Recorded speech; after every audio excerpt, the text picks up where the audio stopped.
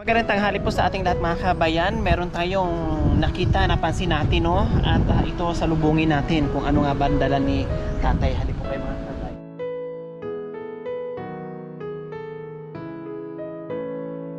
So, magandang tanghali po sa inyo. Anong maganda rin? Oh, dito po kayo. Anong pangalan? Rundi Binam. Si Ma'am. Kuya Rundi. Ano ba ang paninda nyo? Bumibili kayo? Ano bang dala-dala nyo? Ito lang, lamisa, bangko, sopa, double dip, mga akong... Ano binibenta nyo? Opo. Akala Pero ko ito- galing kayo sa furniture. Furniture, ito talaga. Opo, galing kayo sa furniture at binili nyo. Yung pala, ibibenta nyo. Ibibenta, commission lang ako. Okay. Ibig sabihin may boss kayo. Opo. Tapos nilalako nyo ito. So, para kung makabenta, mayroong porsyento lang kunti lang. O magkano ba yung ganito? 1-1. Ito naman, lamisa, Ito, 650 man. 650. Ako nakabili, mayroon akong ganito, bagong bili ko din. Mm. No, kasi diladala namin pag nakapunta kami na kung saan-saan, meron kaming lamesa. Pero... May discount naman ito, ma'am. Bakit napakasipag nyo po, Kuya Rondi? Sa hirap ng buhay. Ilan po ba ang anak nyo? Ito. 7. May mga pamilya na yung iba. Opo. O tapos, sa ito. hirap ng buhay, ito na isipan nyo. Opo. Ano po ba ang trabaho nyo noon? Galing ako ng Davao, kaya nagbumindanao, nagtinda ng mga tools, wala rin, nabangta. Nagtinda ng mga... Mga paninda ng mga pala, samurai.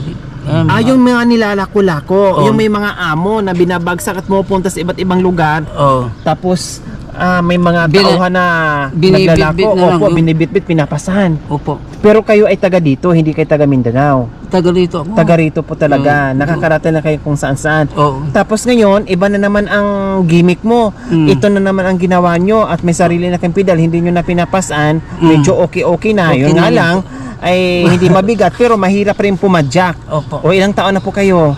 59 na. 59. Oh. Isang taon lang, senior na. Senior. Medyo mababawasan na ang lakas ng tuhod nyo Opo. sa kapapadyak. Diba? Saan si nanay, asawa nyo? Nasa Davao din, pero hiwalay kami. O bakit nasa Davao? Hindi, kung doon ako naghanap buhay na matangaw. Doon kayo naghanap buhay ng matagal. So ibig sabihin, doon nabuo yung pamilya nyo? Oo. Doon Doon. kayo...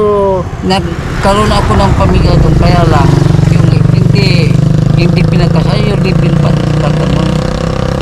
sabi nyo, 5 years kayong nandito sa Pangasinan, bumalik.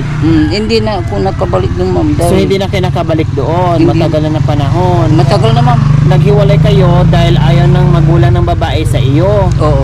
Ayun. Bakit daw ayaw? Anong dahilan? Na masipag naman kayo maghanap buhay. Hindi, ang pagkakalam ng nanay niya, hindi ko kayang buhayin dito. Kasi sabi ng biyanan ko, huwag ka nang pumunta doon, mahirap ang buhay doon sa Pangasinan, sabi niya. Kaya hindi na. Nagets ko na. So ibig sabihin, naghiwalay kayo, hindi kayo nagkasundo ni misis mo kasi ang gusto mo, dalhin mo dito, iuwi mo dito at dito mo buhayin sila, dito kayo maghanap buhay. Opo. Kasi feeling mo, lugar mo at kabisado mo at parang kayang-kaya mong buhayin dito. Unlike doon sa Mindanao, parang hindi kayo... Maganda pa yung dito na lang sa kaysa doon. Kaya ayaw ng... Misis mo din. Hindi gusto niya, kaya lang yung... O bakit nakikinig siya sa nanay niya? Buti sana kung Ayun. wala siyang pamilya. May pamilya naman na. Ang sabi niya, siya pang magbuhay na lang dun sa anak namin, tapos sa palaki na lang. Hindi ako naman, kahit na magtulong sana na kahit kunti, ayaw na. Ibig nyo sabihin, Kaya gusto pala. nyong maghanap buhay, kahit nandito kayo, maghanap buhay kayo, tapos magbigay kayo doon sa asawa nyo, ayaw tanggapin. Oo, kaya nila daw. Kaya nila buhayin yung mga anak mo. Oo, suporta. Dapat sana ako magsuporta ng kahit O tama, mahirap. tama. Kahit gaano kahirap, tulad ng ginagawa mo, naghanap buhay kayo para suportahan mo yung mga anak mo doon. kaya- Pero ayaw na tanggapin. Ayaw eh. Maya, kwansi na yung sabi niya hindi ko na kayang buhay na papunta dito. Kaya hinayaan ko na lang. Yun ang pinag-awayan namin ng asawa ko. Na dahil ang sinunod niya yung nanay niya, hindi yung asawa ko. Oo, Hindi ako nakakalungkot. sinungkot eh. Hindi niya ako sinunod na. Siyempre asawa ko, siya lang ko na. Mga magulang, yes, nandiyan yun anytime. Pwede yan sila. advice, alalay. Ibig kong sabihin, nakaalalay sila sa buhay-buhay kung anong meron na pwede lang itulong o iambag doon sa mga anak nila na naghihirap. Yun yung ibig kong sabihin. No? Kuya Randy, pero dati doon kayo sa Mindanao, Akong nagtulong sa kanya. kayo ang naghahanap buhay talaga. Oo, talaga. Tsaka akong nag-anak buhay, Nag-aaral naman yung mga anak nyo. Oo.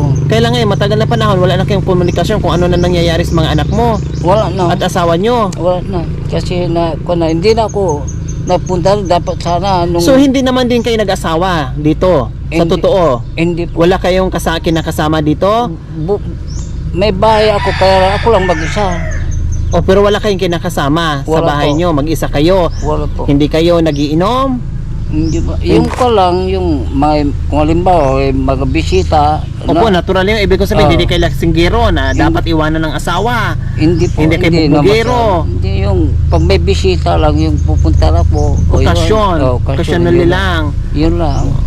So, kumusta naman din, Kuya Ron, din yung pagtitinda mo? Nakitaan ko naman na napakasipag nyo. Yung, kahit pa paano ma'am, siyempre, sa maghapon din, kuminsan, sinite, kuminsan, hindi naman sinite. O ngayon, sa araw na to nakabenta kayo? Opo, isa lang. Isang lamesa, isang upuan. Yung ko lang, yung istante na, yung ganyan na. Ah, yung stante. Oo. Magkano naman din? Di, kung yun, 1.5 yun. 1.5. Magkano sa inyo? Kasi, kung ginagawa, kapag walang cash, ipapautang ko. Kalahati. O halimbawa, 1.5 yung halaga ng kabinet. Tatawaran Pag pinautang nyo, magkano naman ang down payment?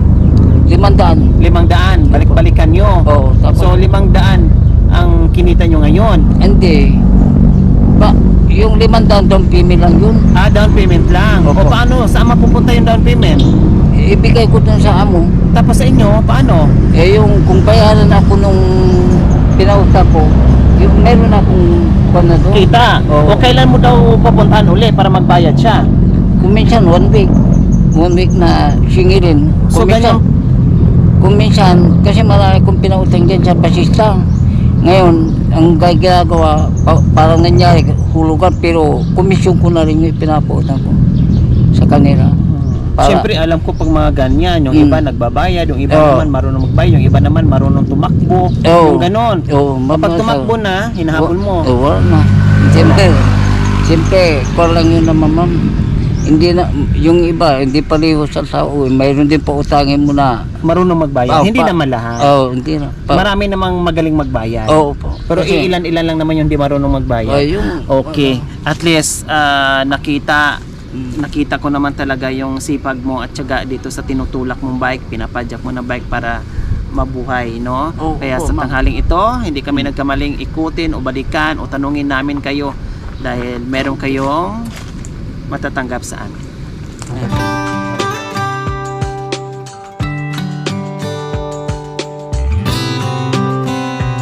Maraming salamat, ma'am. O, diba?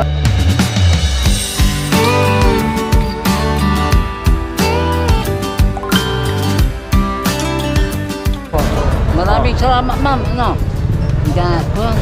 Siyempre, malaking tulong para sa akin ito, ma'am. Siyempre, maraming tulong. Maraming tulong na ibinigay yun sa akin, ma'am. Opo. Ito, malaking... Maraming salamat. Ayan mga kabayan, maraming salamat po sa walang sawang pagsuporta niyo po sa amin araw-araw. Ito po yung nagagawa natin dahil po sa tulong niyo sa panonood without skipping ads mga kabayan. No, at pag-share nyo, lahat tayo ay nakaambag sa mission na ginagawa natin araw-araw. Kaya maraming salamat po. Hindi lang sila, kundi marami pang iba na mabigyan natin ng pagmamahal. Thank you, and God bless us all po. Bye!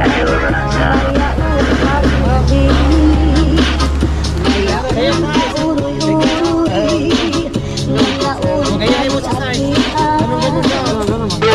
Pero sa sunod.